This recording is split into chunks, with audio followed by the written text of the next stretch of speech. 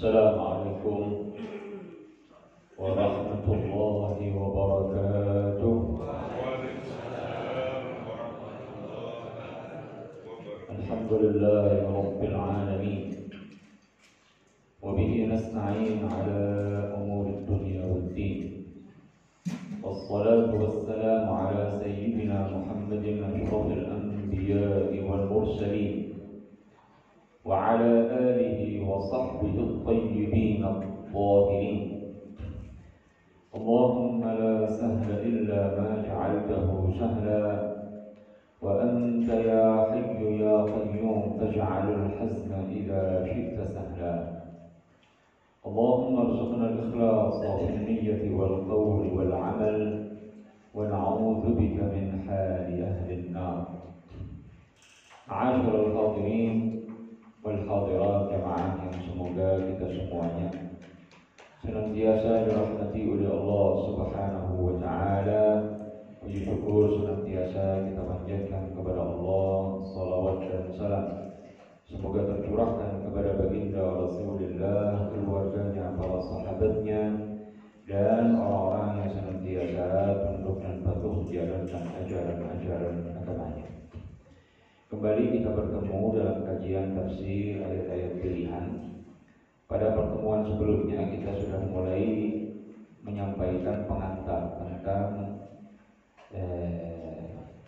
materi mengenai tafsir surat Al-Kahfi. Tafsir surat Al-Kahfi. Dan kita sudah mulai akan membahas tentang Ashabul Kahfi, kisah mengenai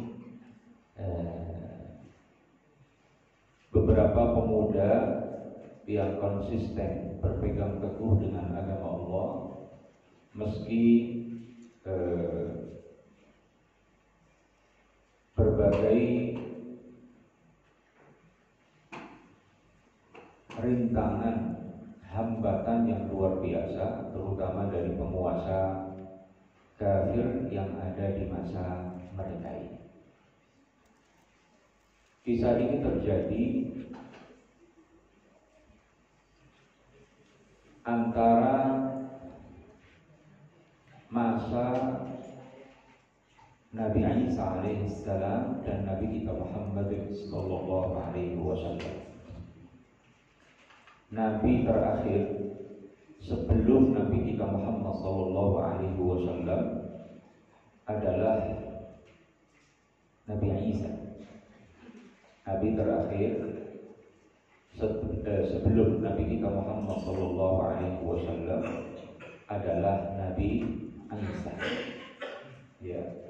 Maka 7 orang pemuda ini ya adalah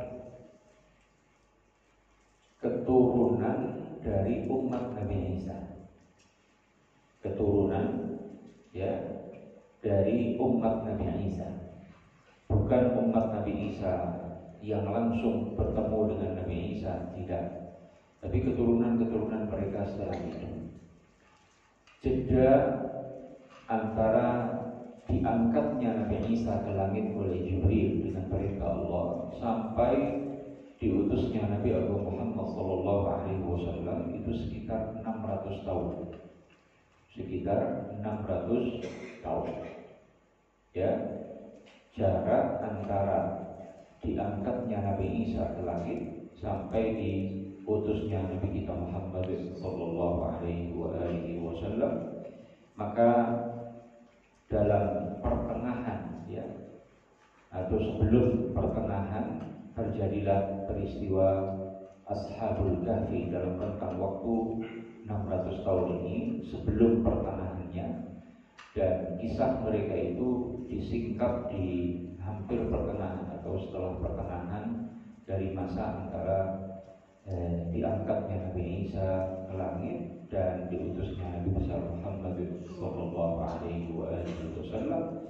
Jadi belum lama terjadi, artinya bukan di masa para nabi terdahulu yang jauh dari masa Nabi kita Muhammad sallallahu alaihi wasallam. Ini masa terjadinya kisah Ashabul Kahfi.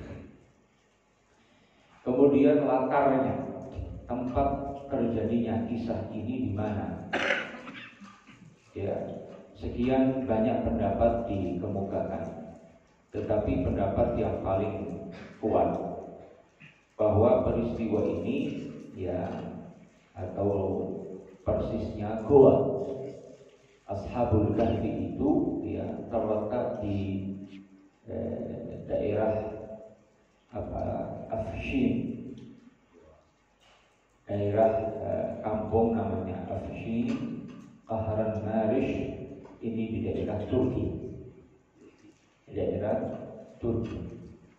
ya. Jadi kalau nanti sempat ya berumrah misalnya, mampir ke sana, minta rutenya diarahkan ke daerah Afshin di daerah Turki sana, ya, supaya bisa berkunjung ke Gua Ashabul Kahfi yang sampai sekarang masih ada. Ya, hadirin rahimakumullah.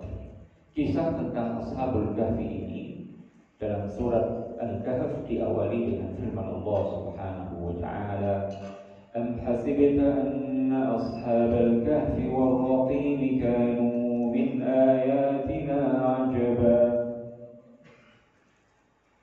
Am hasibta anna ashabal kahfi wal raqim, apakah sebagian umatmu wahai Muhammad mengira bahwa para pemuda yang mengasingkan diri ke sebuah gua itu dan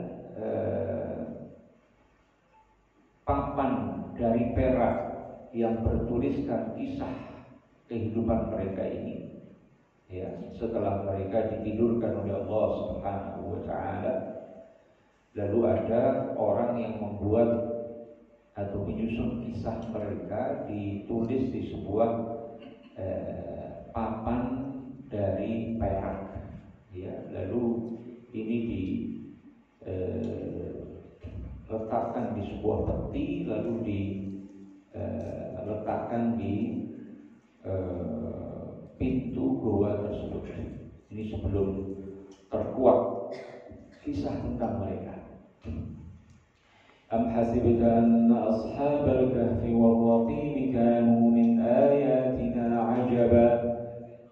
Apakah sebagian umat mengira wahai Muhammad bahwa kisah Ashabul Kahfi ini, ya, yang hidup dalam keadaan tertidur 309 tahun, ya, kemudian saat dibangunkan kembali oleh Allah Subhanahu wa taala setelah berlalu 309 tahun, mereka hidup sehat dan uniknya masih dalam kondisi muda seperti saat ditidurkan oleh Allah Subhanahu wa taala, padahal sudah berlalu 309 tahun. Masya Allah. Sebagian umatmu mengira bahwa ini tanda kekuasaan Allah yang paling luar biasa.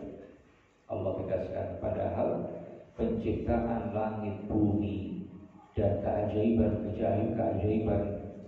makhluk Allah di langit dan di bumi ini lebih luar biasa, lebih menakjubkan daripada kisah Ashabul Kahfi. Maka dari sinilah dimulai kisah tentang Ashabul Kahfi itu. Disebutkan dalam Al-Quran secara singkat, ya, tetapi dalam sejarah, dalam kitab-kitab tafsir dijelaskan secara terperinci. إذ أوى الفتية إلى الكهف فقالوا ربنا آتنا من لدنك رحمة وهيئ لنا من أمرنا رشدا. Ingatlah saat beberapa pemuda mengasingkan diri ke sebuah gua, lalu mereka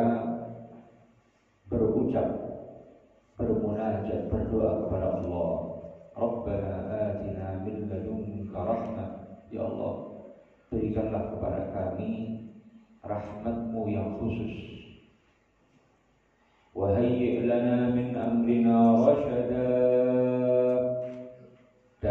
berikanlah atau jadikanlah ya dalam sikap kami yang mengasingkan diri, menjauhi orang-orang kafir zalim yang memaksa kami untuk keluar dari Islam ini.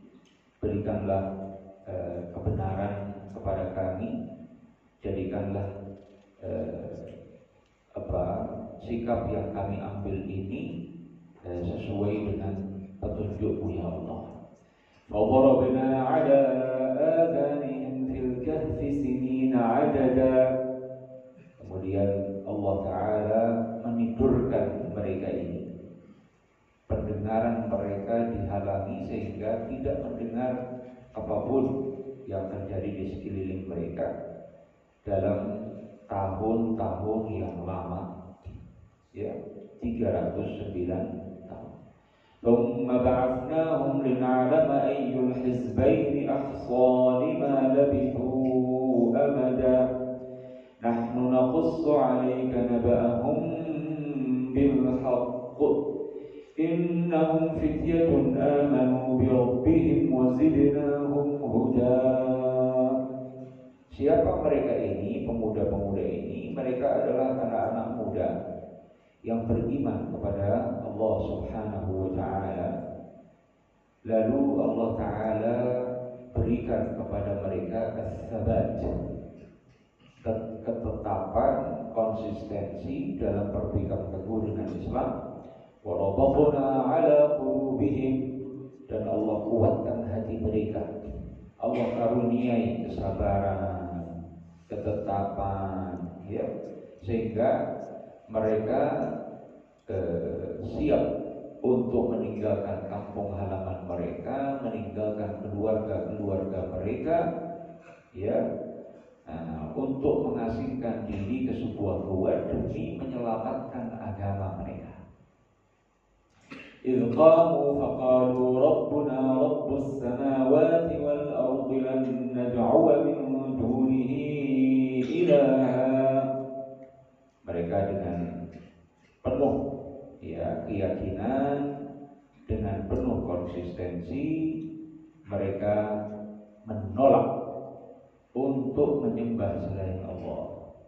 Penguasa yang hidup di masa mereka saat itu yang memaksa orang untuk meninggalkan agama Islam dan menyembah selain Allah, berhala-berhala dan semacamnya. Mereka menolak itu semuanya, dan dengan keberanian yang luar biasa, dengan lantang mereka berucap di hadapan raja yang zalim itu, Rabbuna Rabbus samawati wal ardi lan nad'uwa min dunihi ilaha. Tuhan kami adalah Tuhan yang menciptakan langit dan bumi, kami tidak akan menyembah selainnya. Qad qulna idza syaqqa, seandainya kami menyembah selain Allah, maka kami berarti telah melakukan kezaliman dan melampaui batas dan mengingkari kebenaran akal. Kisah Ashabul Kahfi ini menjadi atau memiliki arti penting dari dua sisi. Yang pertama, kisah tentang mereka yang diungkap oleh Nabi Shallallahu Alaihi Wasallam ini mukjizat bagi Nabi. Kenapa? Itu sudah berlangsung cukup lama, ratusan tahun sebelum Nabi Shallallahu Alaihi Wasallam hidup dan diutus. Sedangkan Nabi beliau tidak mampu membaca tulisan, tidak mampu menulis, tidak mampu membaca tulisan. Ummi, tidak bisa menulis dan tidak bisa membaca tulisan. Beliau juga tidak dikenal berguru kepada orang, ya, tidak dikenal berguru kepada tokoh Yahudi atau tokoh Nasrani atau semacamnya. Tapi kok bisa tahu kisah tentang Ashabul Kahfi? Ini arti penting pertama, bahwa saat Nabi tahu lalu mengisahkan tentang cerita Ashabul Kahfi ini menunjukkan bahwa ayat-ayat yang beliau sampaikan betul-betul wahyu dari Allah, bukan hasil beliau belajar kepada tokoh Yahudi, Nasrani dan semacamnya, bukan hasil bacaan beliau terhadap buku-buku sejarah dan semacamnya, karena memang beliau tidak bisa menulis dan tidak bisa membaca tulisan. Ya, nah kok bisa tahu kisah ini membuktikan bahwa apa yang beliau sampaikan betul-betul wahyu dari Allah Subhanahu wa Ta'ala. Yang kedua, kisah Ashabul Kahfi ini di masa terjadinya, ya, dan sampai terungkapnya kisah mereka itu jaraknya lama, jarak waktunya lama, 309 tahun tadi. Saat di masa mereka itu kisahnya hanya sederhana. Ada raja yang zalim bernama Tihyanus, zalim kafir, yang bernama Tihyanus datang ke kota di mana mereka tinggal, yaitu kota Ursus. Lalu raja yang zalim ini memerintahkan kepada centeng-centengnya, ya, aparat-aparatnya untuk mengambil secara paksa 7 orang pemuda itu. Ya, saat dihadapkan kepada raja itu mengancam, kalian punya 2 pilihan. Dia katakan, ikut menyembah berhala-berhala yang aku sembah, atau kalian akan aku bunuh.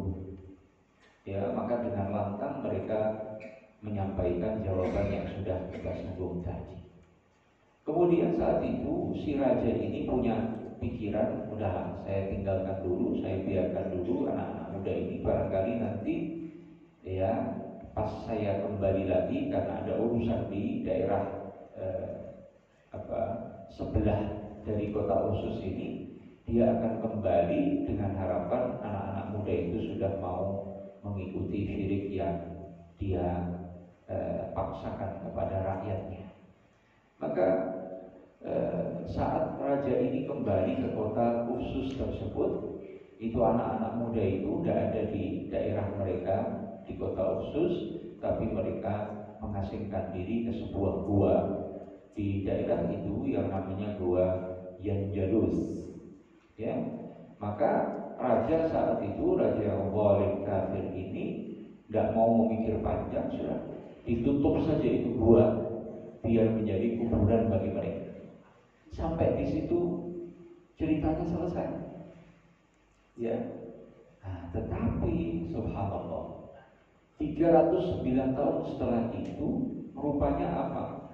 Di masa-masa itu di kalangan kaum muslimin yang mengikuti ajaran Nabi Isa alaihi salatu wassalam terjadi gelombang kekufuran.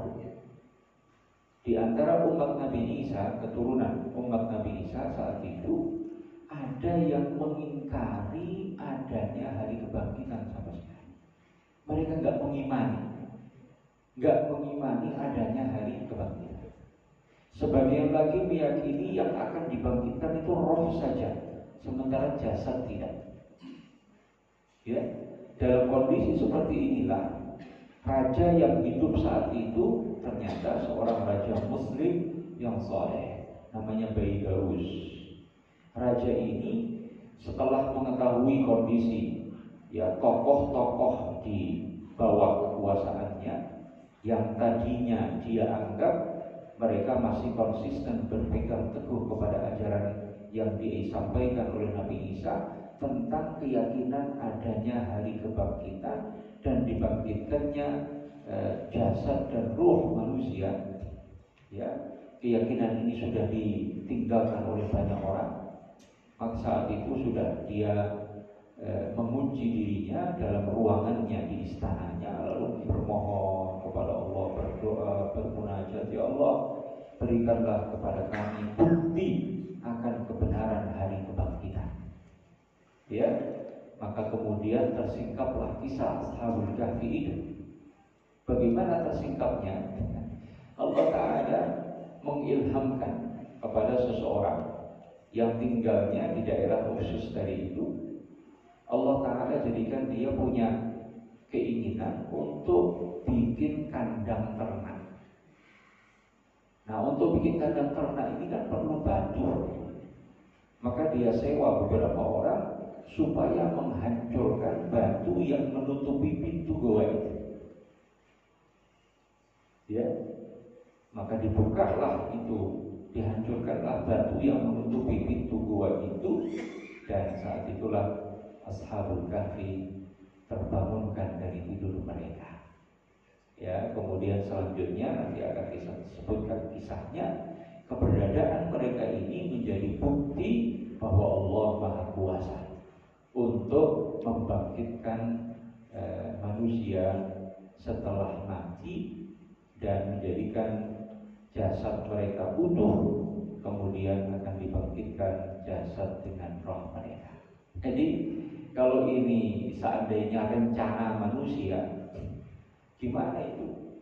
350 tahun saling peristiwa ini dengan saat tersingkapnya itu bagaimana bisa terkait itu? Ya, bagaimana itu bisa terkait? Mereka dihidupkan, dijadikan oleh Allah Ta'ala tertidur dalam 309 tahun. Kemudian saat mereka terbangun, ternyata peristiwa ini menjadi bukti kebenaran hari kebangkitan. Ini kalau rencana manusia nggak akan terwujud, ya, bahkan sudah akan mati orang dalam usia sepanjang itu. Ya, bagaimana kemunculan Ashabul Kahfi ini, tersingkapnya kisah mereka terkait dengan kebutuhan, ya, terhadap sesuatu yang mengokohkan salah satu prinsip keyakinan Islam, bahwa Allah kuasa untuk membangkitkan umat manusia setelah mati, dihidupkan kembali dengan jasad dan ruh. Ya, dan disinilah arti penting dari kisah Ashabul Kahfi. Arti penting yang kedua setelah saat Nabi mengisahkan kisah ini juga sebagai bukti bahwa beliau betul-betul Nabi yang diutus oleh Allah Subhanahu wa Ta'ala. Hadirat rahimakumullah. Bagaimana awal kisah Ashabul Kahfi ini? Saat itu setelah Nabi Isa, ya, diangkat oleh Jibril ke langit dengan perintah Allah Subhanahu wa Ta'ala, maka di tengah-tengah umat Nabi Isa, mereka masih muslim, ya. Mereka berpegang teguh dengan keyakinan la ilaha illallah dan Isa Rasulullah. Jadi Nabi Isa tidak pernah mengatakan sembahlah saya, atau sembahlah ibu saya, atau yakinilah saya sebagai Tuhan atau anak Tuhan. Nabi Isa tidak pernah mengajarkan itu. Nabi Isa dan semua para nabi mengajarkan la ilaha illallah, tidak ada yang berhak disembah kecuali Allah, dan bahwa Allah Ta'ala mengutus manusia laki-laki menjadi nabi dan utusannya yang menyampaikan prinsip-prinsip keyakinan dan hukum-hukum praktis dalam kehidupan sehari-hari untuk disampaikan kepada umat dan menjadi jalan hidup mereka sesuai dengan petunjuk Allah Subhanahu wa Ta'ala. Ini misi para nabi seluruhnya, ya. Jadi para nabi semuanya itu melarang perbuatan syirik. Para nabi semuanya melarang untuk disembah selain Allah Subhanahu wa Ta'ala. Maka setelah Nabi Isa diangkat ke langit, ya, maka secara perlahan keturunan-keturunan dari umat Nabi Isa yang bertemu langsung dengan beliau, keturunan-keturunan mereka ini mulai banyak yang melakukan perbuatan-perbuatan dosa, diawali dengan perbuatan-perbuatan dosa yang mereka sering lakukan. Raja-raja juga mulai penguasa-penguasa di tengah-tengah mereka mulai melakukan penyimpangan-penyimpangan sampai akhirnya sekian banyak dari keturunan umat Nabi Isa itu sampai menyembah berhala, kemudian mendekatkan diri kepada setan-setan dengan menyembelih binatang-binatang. Ya, namun di tengah suasana atau arus kemusyrikan dan kekafiran ini masih ada beberapa atau sekian banyak orang yang konsisten berpegang teguh kepada Islam, agama yang diajarkan oleh Nabi Isa alaihissalam dan yang merupakan ajaran para nabi seluruhnya. Di antara raja yang menyimpang hingga terjatuh dalam kemusyrikan ini, adalah seorang raja yang bernama Daqyanus.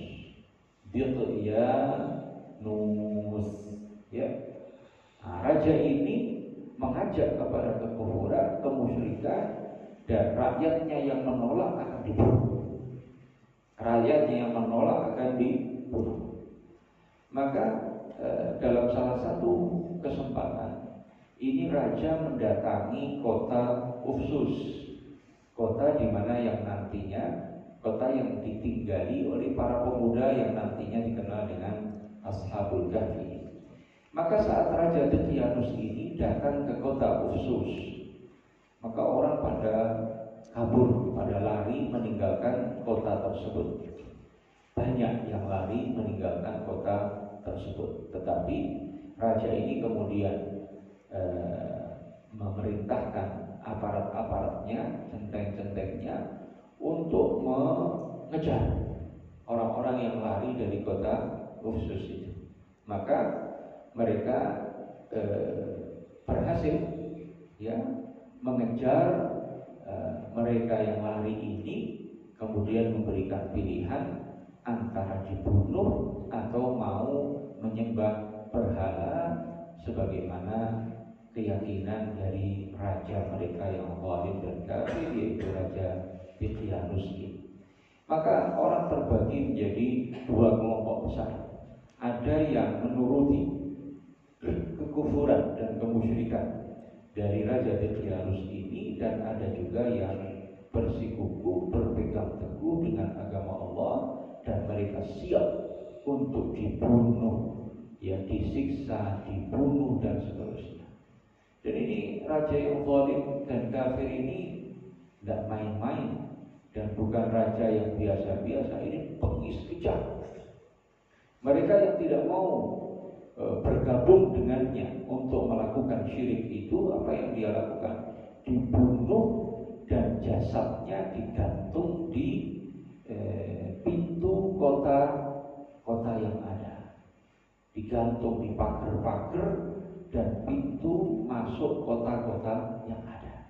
Jadi dulu itu, Ibu sekalian, namanya kota itu ada pagarnya mengelilingi sebuah kota. Kan belum semua tanah itu dihuni, belum semua daerah itu dihuni. Beda dengan kita misalnya sekarang. Ini kan nyaris nggak ada tanah kosong, semuanya ada penghuninya. Kalau dulu kan dimanapun itu ada kota, ada pagernya, ada penghuninya. Nanti jarak puluhan kilo baru ada kampung lagi, ada pagernya. Nah, seperti itu. Maka ini Raja Daqyanus yang zalim kafir ini, orang yang tidak mau mengikutinya melakukan kemusyrikan itu akan dibunuh dan digantung di pagar-pagar dan pintu-pintu kota tersebut. Maka luar biasa huru-hara yang timbul saat itu di kota Ufsus. Maka ada 7 orang pemuda yang beriman, berpegang teguh dengan ajaran Nabiullah Isa alaihissalam. Mereka bersedih luar biasa. Lalu mereka menyibukkan diri. Mereka berserah diri kepada Allah. Sudah, apapun ketetapan Allah kita terima. Maka saat itu mereka menyibukkan diri dengan sholat, puasa, bertasbih, berzikir, menangis, mengadukan apa yang mereka alami ini kepada Allah Subhanahu wa Ta'ala. Maka apa yang terjadi? Ternyata saat mereka sedang bermunajat itu, ya, saat mereka memohon kepada Allah, bertadarruk kepada Allah, Rabbana la na'budu ghairak, ya Allah, kami tidak akan menyembah selain-Mu abadan, selamanya. Fakshif an ibadikal mu'minin, ya Allah, berikanlah petunjuk, selamatkanlah kami dari fitnah yang besar ini, ya Allah. Irfa'anhumul bala, angkatlah musibah bala ini dari kami, ya, agar kami bisa terang-terangan menyembah-Mu, beribadah kepada-Mu, mentauhidkan-Mu, ya Allah. Saat mereka sedang bermunajat, berdoa sambil sholat, puasa dan seterusnya ini, datanglah aparat atau centeng-centeng Raja Daqyanus.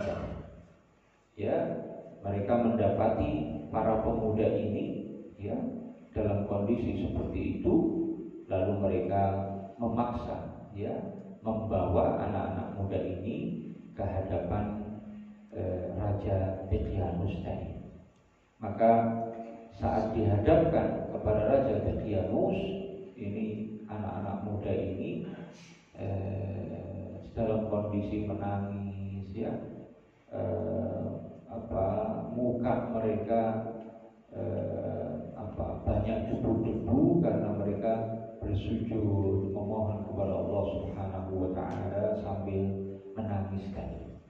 Maka saat berada di hadapan Raja Daqyanus, ini anak-anak muda, ya, Raja Daqyanus berkata kepada mereka, "Ma mana'akum an tashhadu dzabha li alihatina allati tu'badu fil ardh?" Apa yang menghalangi kalian untuk menyaksikan, ya, ritual-ritual syirik yang kami lakukan, kata mereka, dan wa taj'alu anfusakum uswata ahli madinatikum, dan kalian menjadikan diri kalian sebagai teladan bagi penduduk kota kalian ini dalam hal mengikuti agama atau syirik yang dilakukan oleh raja tersebut. Raja ini kemudian berkata, pilih antara dua. Kalian ikut-ikutan menyembah sesembahanku, atau aku akan membunuh kalian. Maka saat itu pimpinan rombongan, pimpinan para pemuda ini yang bernama Maksalmina. Siapa? Maksalmina. Ini bahasa waktu itu. Maka pimpinan para pemuda ini berkata, "Inna lana ilahan 'azimal qadr, lam nad'u ilahan ghairuh." Kami menyembah Tuhan yang maha agung, yang kami tidak akan menyembah selainnya. Lahul hamdu wat takbiru min anfusina khalisan abada. Kami senantiasa memujinya, kami senantiasa mengagungkannya dengan penuh ketulusan, keikhlasan. Iyyahu na'budu wa iyyahu nas'alun najata wal khair. Hanya kepadanya lah kami beribadah, hanya kepadanya lah kami memohon keselamatan dan kebaikan. Fa'amma tawaghitu falan na'budaha abada. Sedangkan sesembahan-sesembahan kalian itu kami tidak akan pernah menyembahnya. Isna' ma badalah. Itu sikap kami, apa yang kamu lakukan kami siap menanggung. Itu jawaban pimpinan anak-anak muda. Maka ketika Raja Daqyanus mendengar jawaban dari anak-anak muda ini, maka dia perintahkan agar anak-anak muda itu dilucuti, ya, pakaian-pakaian mereka dan perhiasan yang ada di badan mereka. Namun Raja Daqyanus ini mengatakan, kalian sekarang saya tinggalkan, saya akan kesini lagi, baru nanti saya urus kalian. Ya, maka tujuan dari Raja Daqyanus itu apa? Ngasih waktu, ngasih kesempatan kepada anak-anak muda ini untuk berpikir, karena dia menganggap ini masih bocah-bocah, masih muda. Ya, nah, dia kasih waktu supaya mereka berpikir, sehingga saat Daqyanus kembali ke kota Ursus, kota di mana mereka tinggal, ya, maka sudah cukup waktu bagi mereka untuk berpikir dan memutuskan sikap mereka. Maka kemudian anak-anak muda ini dilepas, ya, dilepas oleh Daqyanus. Kemudian Daqyanus pergi ke kota sebelah, kota yang dekat, untuk mengurus bagian urusannya. Maka saat itulah para pemuda ini bersepakat, ya, mereka ambil bekal dari rumah masing-masing, ambil duit, ya, kemudian dijadikan bekal untuk mereka mengasingkan diri. Maka mereka pergi ke sebuah goa, ya, di gunung yang namanya Yanjalus. Jadi tujuannya untuk bermunajat, beribadah kepada Allah, berserah diri kepada Allah, sampai nanti Daqyanus datang kembali ke kota Ursus di mana mereka tinggal. Maka itulah yang mereka lakukan.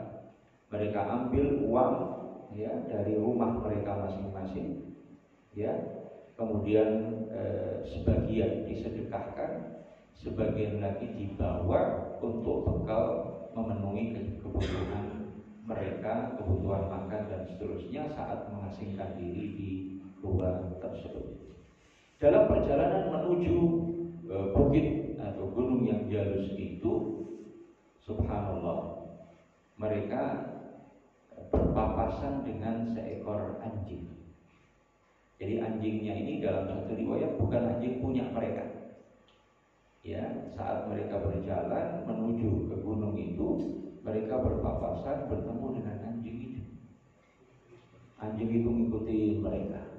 Oleh mereka diusir itu anjing, diusir berkali-kali, ngikut diusir, sampai akhirnya itu anjing, subhanallah, anjing ini ternyata bisa berbicara. Anjing ini berbicara kepada mereka dan mengatakan, "Matul itu Nabi, apa yang kalian inginkan dari la takhshaw minni, jangan kalian takut kepada ana uhibbu ahbaballah, saya ini mencintai kekasih-kekasih Allah. Ya, fanamu hatta ahrusakum, sudah, saya ini ingin ikut kalian karena kalian kekasih-kekasih Allah, saya akan menjaga kalian." Ya, ini anjing ternyata apa bisa ngomong. Kalbu ashabil kahfi, anjing yang menyertai ashabul kahfi ini, ya, ternyata bisa ngomong seperti itu. Maka kemudian mereka pergi ke sebuah gua di bukit yang Jalus tadi. Di dalam gua itu mereka tidak punya aktivitas kecuali apa? Sholat, puasa, tasbih, berzikir, ya, mengharap ridho Allah Subhanahu wa taala. Kemudian kebutuhan makan minum mereka bagaimana? Uang yang masih tersisa di tangan mereka, ya, itu diserahkan kepada salah seorang dari mereka. Ya, salah seorang dari mereka ini namanya Tamliha. Ini orang, ini pemuda ini ditugasi oleh mereka untuk apa? Beli makanan ke kota Ursus, naik lagi ke bukit yang Jalus, dan begitu seterusnya dari waktu ke waktu. Dan setiap Tamliha ini turun, ya, ke kota di mana mereka tinggal, dia akan pakai pakaian yang campang-camping, pakaian yang sederhana, ya, supaya tidak dikenali oleh orang-orang yang ada di kota tersebut, terutama para pemimpin atau penguasa yang menjadi kaki tangan dari raja yang zalim Daqyanus tersebut. Maka dari waktu ke waktu seperti itu, bawa uang, pergi turun ke kota, beli makanan, bawa pulang ke gua itu, ya, untuk kebutuhan makan mereka, ya, dan itu berlangsung sekian waktu. Kemudian saat beberapa waktu khusus itu. Maka kemudian Tikianus kembali mencari anak-anak muda ini. Apa yang terjadi saat itu? Pas Tamliha ada di kota tersebut, lagi beli makanan, Tikianus datang. Ya, maka dia buru-buru ya pergi, belum sempat beli makanan yang banyak, beli makanan yang sedikit, lalu keburu kabur ya, pergi ke bukit yang Jalus ya, dan ngasih tahu kawan-kawannya itu. Maka saat dia tiba di gua tersebut, kasih tahu kawan-kawannya ya bahwa Raja Tikianus sudah datang kembali ke kota Usus dan dia sudah mulai mencari-cari kita. Ya, maka saat mendengar itu, ya mereka semua sepakat sudah, ayo kita makan makanan yang sempat dibeli ini, ya. Lalu kita bertawakal kepada Allah Subhanahu wa Ta'ala. Setelah itu mereka kembali bermunajat kepada Allah, ya. Mereka meneteskan air mata, ya. Mereka khawatir betul-betul akan didatangi oleh centeng-centengnya si Raja Tikianus ini. Maka dalam kondisi seperti itu mereka duduk-duduk ya sambil berpikir, berbincang-bincang ya, saling mengingatkan, saling mudzakarah tentang ajaran agama mereka. Dalam kondisi seperti itu Allah tidurkan mereka. Bukan hanya mereka, si anjing itu juga ditidurkan oleh Allah, tapi posisi anjing itu di dekat pintu gua. Ya, sementara anak-anak muda itu berada di dalamnya. Maka saat kemudian Tikianus mencari-cari mereka, dia perintahkan ya orang-orangnya untuk mencari mereka.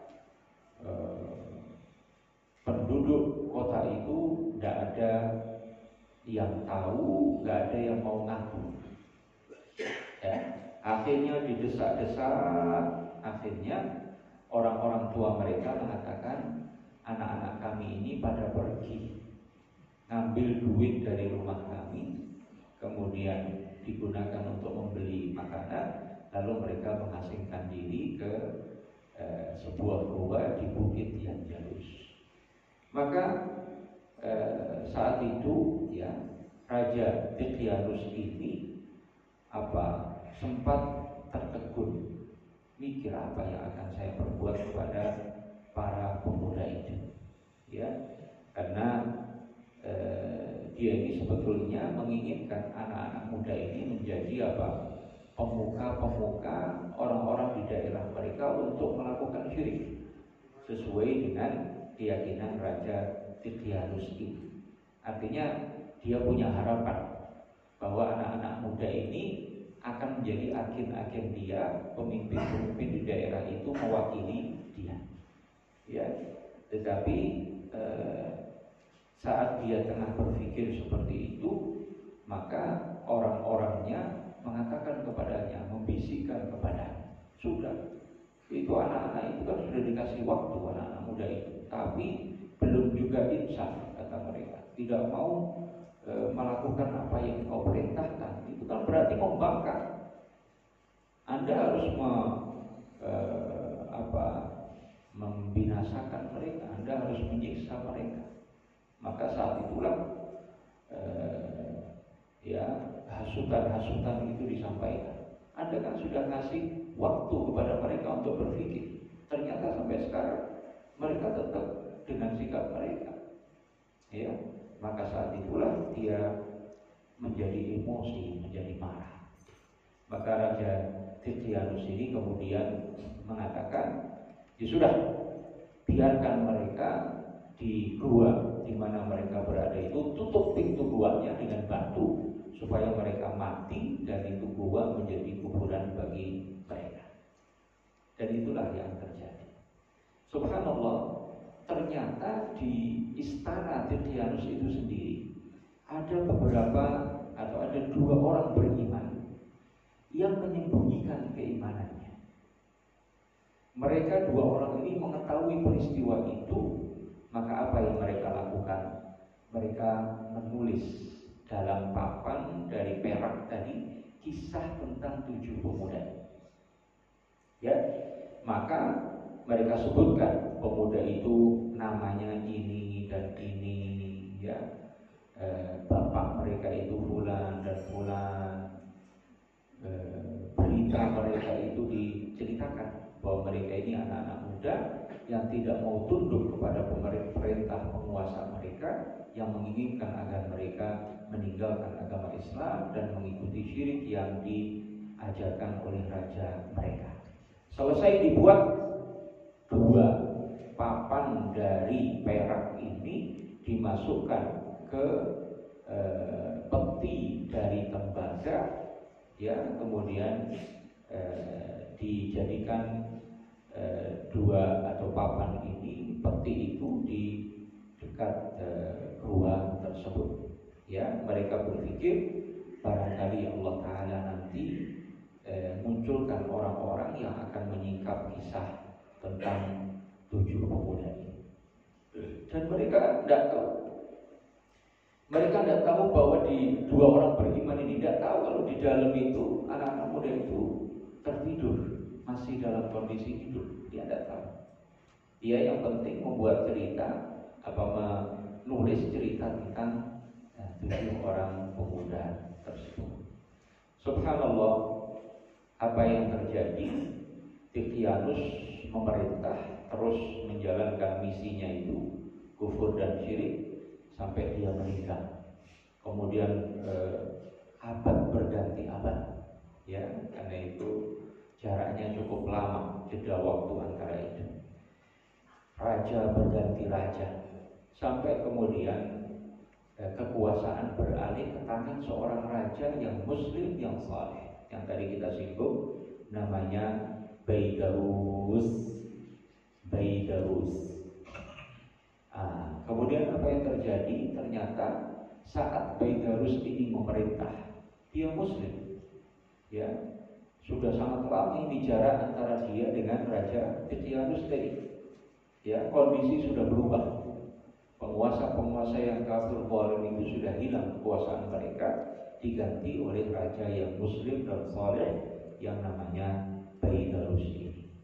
Namun di saat itu beliau berkuasa, ternyata di tengah-tengah rakyatnya, di tengah-tengah bangsanya itu, ya, terjadi perselisihan, perpecahan dalam hal agama, dalam hal keyakinan. Tadi sudah kita singgung. Sebagian dari mereka, ya, beriman kepada Allah dan meyakini kebenaran adanya hari kiamat dan hari kebangkitan. Sebagian lagi mendustakan itu semua. Maka ini menjadi hal yang sangat menyedihkan Raja Baidarus ini. Maka dia sekali lagi, kita singgung tadi, mengunci ruangannya, ya. Bahkan dia sebelum itu sudah memantau, ya, tokoh-tokoh di kerajaannya yang ada di bawah kekuasaannya, yang dia anggap masih konsisten, ternyata sudah banyak yang berubah. Karena itulah dia sangat bersedih. Ya, maka dia berdoa kepada Allah agar ditunjukkan bukti yang menunjukkan kebenaran keyakinan yang diajarkan oleh Nabi Isa tentang adanya hari kiamat dan adanya hari kebangkitan. Dalam doanya itu dia berucap sambil menangis siang malam, Rabbi innaka tara ikhtilafa haula. Ya Allah, Engkau telah mengetahui perselisihan di antara orang-orang di masaku ini. Fab'ats lahum ayatan tubayyin lahum butlana ma hum alaihi. Maka berikanlah, tunjukkanlah kepada kami bukti nyata yang menjelaskan kebatilan keyakinan yang mengingkari adanya hari kebangkitan tersebut. Maka subhanallah, Allah berkehendak agar kisah tentang Ashabul Kahfi ini diketahui dan menjadi bukti kebenaran adanya hari kiamat dan hari kebangkitan. Dan ini sebagai jawaban doa dari Raja yang saleh Baidarus tersebut, dan Allah berkehendak menyatukan umat saat itu dalam kebenaran ajaran agama yang disampaikan oleh Nabi Isa. Maka Allah Ta'ala mengilhamkan kepada seorang laki-laki namanya Ulias, ya, dari kota khusus di mana Ashabul Kahfi itu tinggal.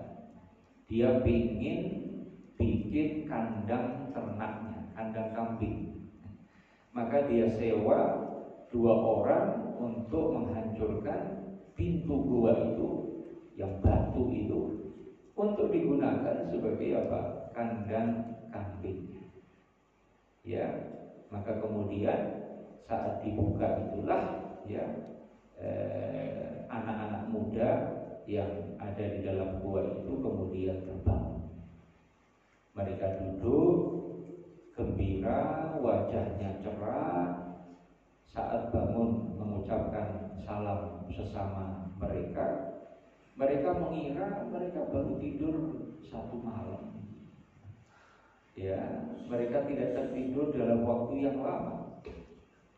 Ya, kemudian mereka bergegas, ya, melaksanakan sholat seperti biasa, bangun subuh, ya, kemudian melaksanakan sholat seperti biasa, dan mereka tidak ada merasakan yang aneh sama sekali. Mereka tetap kondisi muda seperti saat mereka tertidur. Ya, subhanallah. Selanjutnya akan kita sampaikan pada pertemuan berikutnya kisah tentang Ashabul Kahfi. Ya, kalau diterusin nanti waktunya. Baik, sebelum kita tutup, barangkali ada pertanyaan atau hal yang disampaikan, Pak. Silakan. Silakan, Pak. Assalamualaikum. Yang versinya kalau nggak salah, kalau melihat versi yang lain itu anak muda itu belanja uangnya itu, saya tahu ya, uangnya itu nggak laku. Nah, itu nanti itu bisa nanti ya, bisa nanti. Kan masih baru bangun ini. Ya. Belum nyampe ceritanya. Ya. Ada lagi? Cukup? Baik, mudah-mudahan bermanfaat. Kita akhiri dengan doa kafaratul majlis. Subhanallahumma wa bihamdika asyhadu an la ilaha illa anta astaghfiruka wa atubu ilaik. Assalamualaikum warahmatullahi wabarakatuh.